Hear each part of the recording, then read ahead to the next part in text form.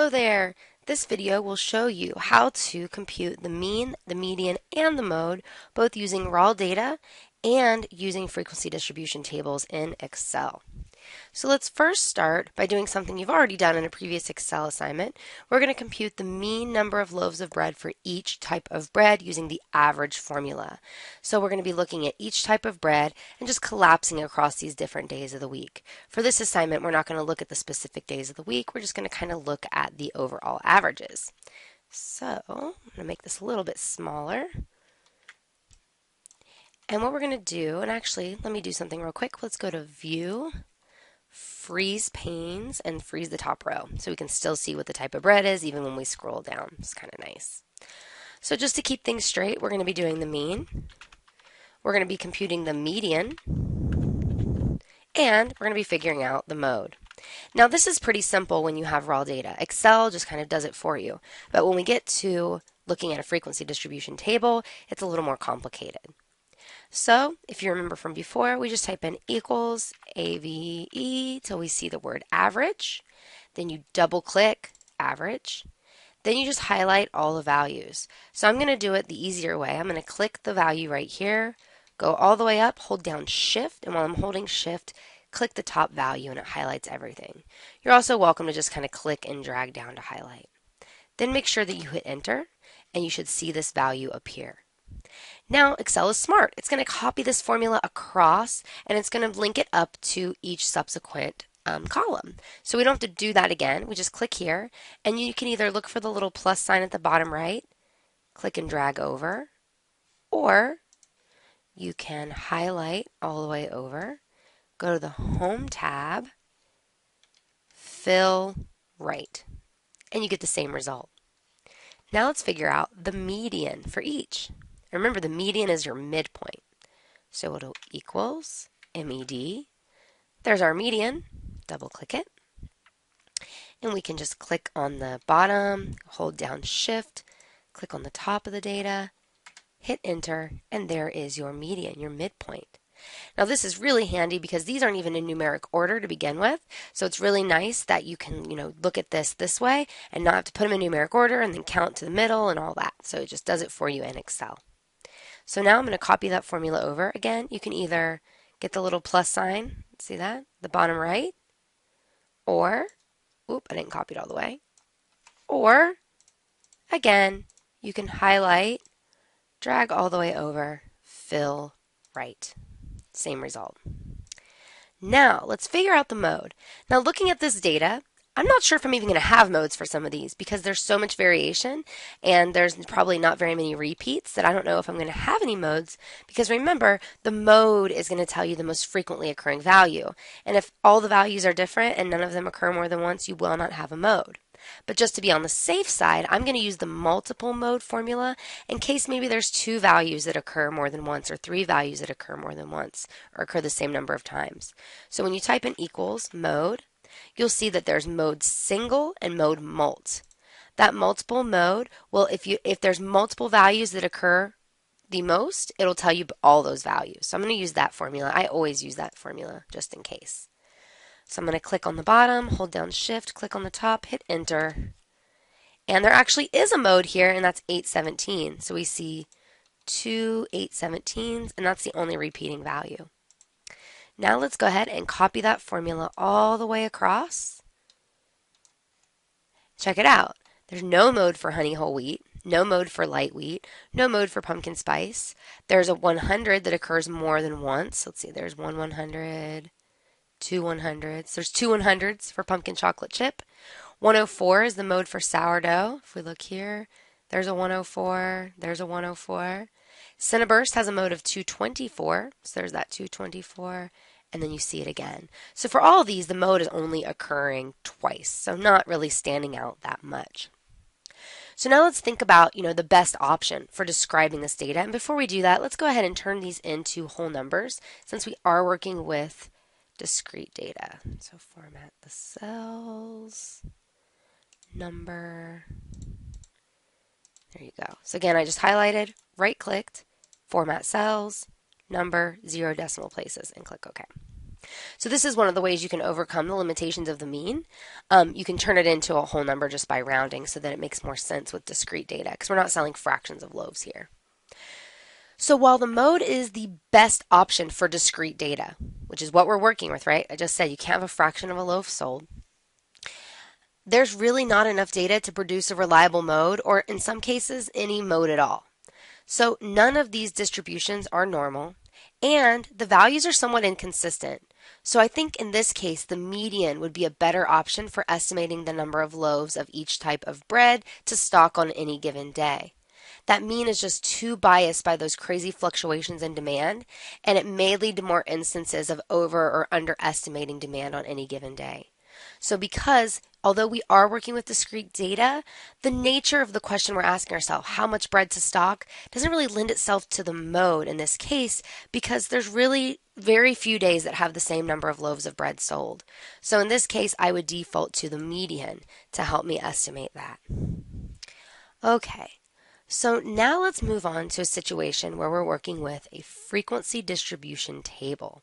So you'll see that here. This is the catering packages data where we see the names of those catering packages, the cost, and I'm going to go ahead and highlight this, right click, format cells, turn this into currency because that is money after all.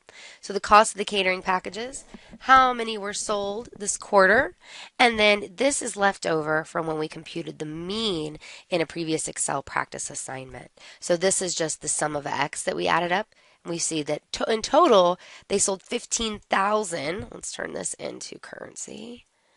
$15,463 worth of catering in this quarter. And that's what that shows you, right? Because 26 packages cost 55. That gives you that. 26 times that.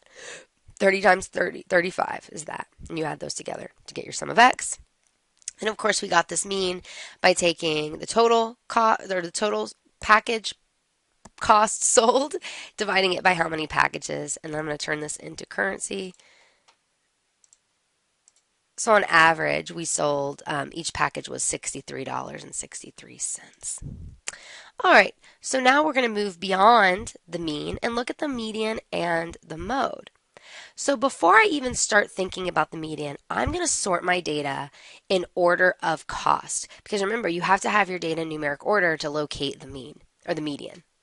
So I'm going to highlight these costs, go up to the Home tab, find Sort and Filter. Click on that, and let's sort smallest to largest. Now this is important right here. Expand the selection. Make sure that's clicked because what that's going to do is that's going to keep the large tray of treats with the 55 with the 26. You don't just want to reorder this and not have all of the things associated with these values follow it. So by clicking expand the selection, it's going to keep the data in the correct rows and then it's just going to order it based on this. So let's hit sort. You'll see everything shift.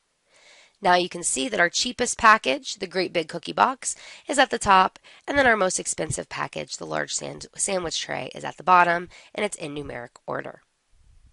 Now first, before we can figure out the median, we need to figure out the median index. So that tells us the location of the median, of the particular package cost that's kind of in the middle of all of our sales. So remember to do that, that's n divided by 2. That's where we start. Now we have an odd number of scores in this data set, an odd number of packages, right? So we're going to have a single midpoint. So when we figure out n divided by 2, we're going to get something 0.5. We're going to round that up, and that value is going to be the location of the median. So let's go ahead and figure that out. Just hit equals. Highlight our sample size, the total number of packages, then do a little slash for division, 2, hit enter, and we've got 121.5. You round that up, and we're looking for the 122nd score. Whoop. And that is our median. Keep in mind, the median's not 122, the median is the 122nd score. So, to actually find the median, I'm going to show you a little trick to how to identify that with these frequencies. So we're going to put location of scores here. And I'm just going to go right in between, click out, right in between E and F. See that double-sided arrow and double click it so that it fits. Now you can start either from the top or the bottom. It does not matter. I'm going to go ahead and start from the bottom just because that's where the bigger number is. And for the first one, you're just going to put equals and you're going to click that frequency. That's it. But for the next one, you're going to put equals. You're going to click the frequency below plus the frequency for that actual value. Now you could do this, right? Equals this frequency plus this frequency. You could do that for all of them, or don't start here because remember we just copied it over. Start with the first one that we plugged a formula in for.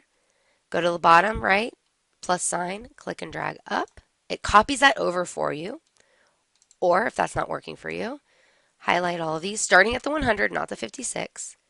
Go to, under the Home tab, Fill Up. Now you'll notice that the last score, the last location, is the same as the sample size. So now we have a nice little area to figure out where that 122nd score is. So now you can see that the first 56 in order from highest to lowest, the price was $98.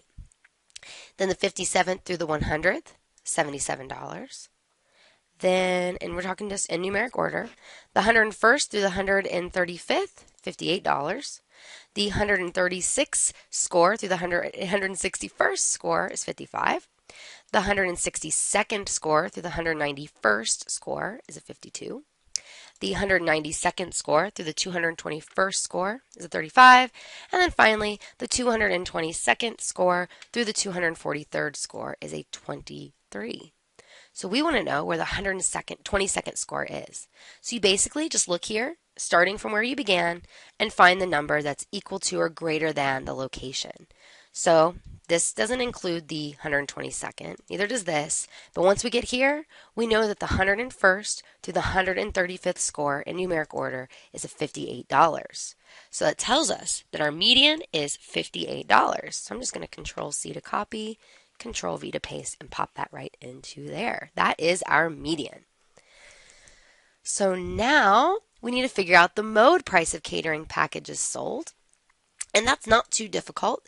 If we look here, we can see just looking at the frequencies, right? The number sold for each package this quarter. Just look for the largest number. It's a 56. So our mode is 98. Be careful, our mode isn't 56. That's our highest frequency that corresponds to the actual price of the package, which is $98. So our mode equals, and let's just copy it. Control C to copy, or you can hit copy up here, or you can right click and click copy, whatever you like. Then Control V to paste, or you could hit paste here, or you could right click and hit paste, whatever you like. So we've got our mean, we've got our median, and we've got our mode. Hooray! Now we're going to construct a bar graph to determine the shape of this distribution to decide on the best measure of central tendency. So this is a little tricky. If you try to do it this way, right? Watch this. So if you highlight this, you go to insert, and you try to just do the bar graph, this is not what's up. I don't know why it's doing this. It's quite annoying. It's not correct at all. So get rid of that. What I found that worked for me was I highlighted just package cost, number sold this quarter, copy it, right click copy or Control C or click up here, go down here and paste it. Okay, highlight it from here, then go up to Insert, Recommended Charts, and either select this one or this one. I prefer this one because it shows that data nicely. Hit OK. All right, so let's get rid of this. Let's add some chart elements, horizontal, vertical. Again, make sure Chart Tools, you have this highlighted. Chart Tools is selected, Design Tool. Then you'll see those axis titles available. This is going to be package cost. And this is going to be number sold this quarter.